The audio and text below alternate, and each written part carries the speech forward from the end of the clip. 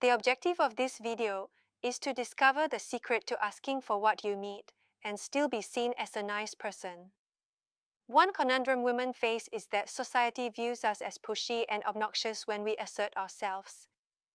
As a result, women have learned to keep their mouths shut. But this does not serve us. When we stay silent, we're overlooked, undervalued, and left out of decisions that affect us. In the last video, we talked about the importance of having desires and an appetite for life. You identified things you felt passionate about and wanted to have in your life. In this video, you'll learn how to pleasantly but firmly ask for your desires to be met in a way that will maintain your reputation as being nice.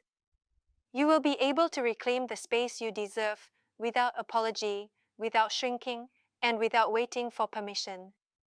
You will be able to advocate for yourself in a way that's confident, strategic, and true to who you are.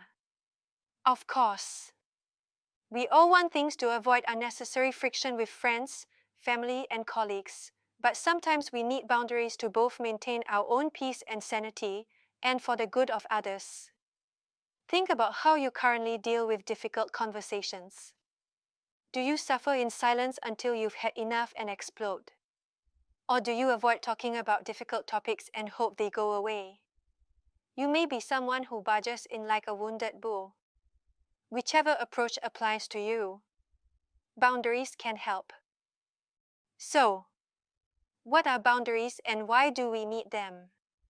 Boundaries is the commonly used term that describes the personal or professional rules people develop to navigate communication with others. Boundaries help protect relationships from becoming unsafe.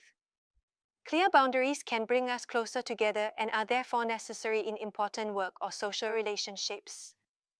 As the saying goes, good fences make good neighbors. Having boundaries also enables you to make yourself a priority, whether through self-care, career aspirations, or within relationships.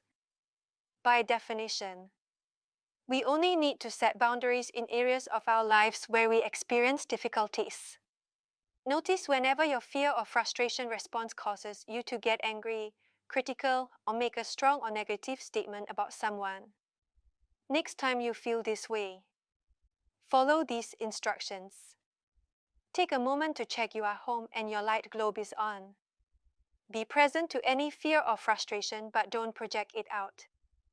Stay in your feminine, energetic presence.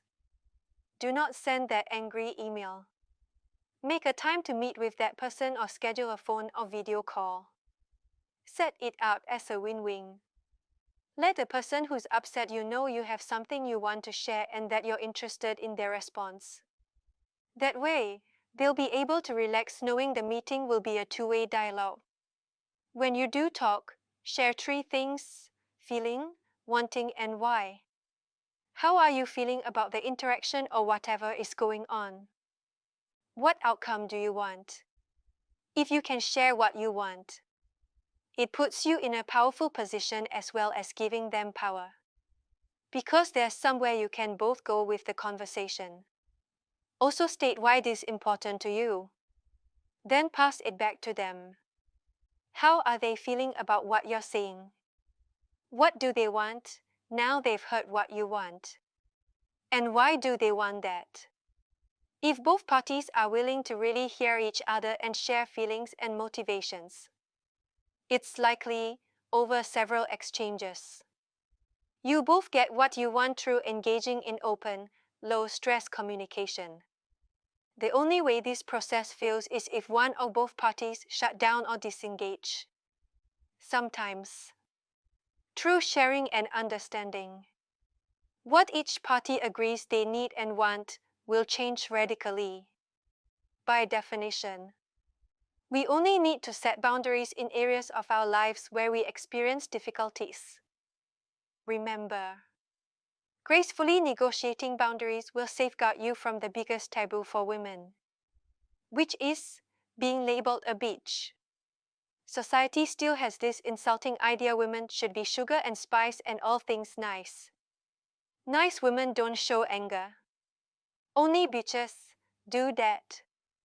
despite experiencing aggravation for being a woman.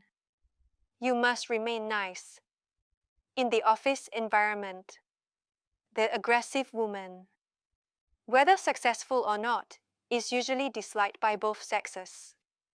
The opposite is true for men because, as we all know, nice guys finish last. As infuriating as that is, women perceived as nice have won half the battle of being a successful professional. To quote from Facebook Chief Operating Officer Sheryl Sandberg's book Lean In, just being nice is not a winning strategy. Nice sends a message that the woman is willing to sacrifice pay to be liked by others.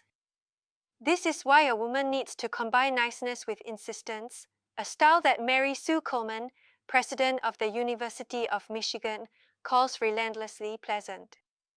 This method requires smiling frequently, expressing appreciation and concern, invoking common interests, emphasizing larger goals, and approaching the negotiation as solving a problem as opposed to taking a critical stance. Most negotiations involve drawn-out successive moves, so women need to stay focused and smile. She continues, I understand the paradox of advising women to change the world by adhering to biased rules and expectations. I know it is not a perfect answer but a means to a desirable end. A key to being relentlessly pleasant is to continue to practice at home and turning on your light globe. When boundary issues arise, you will be able to avoid being drained by negative or aggressive people.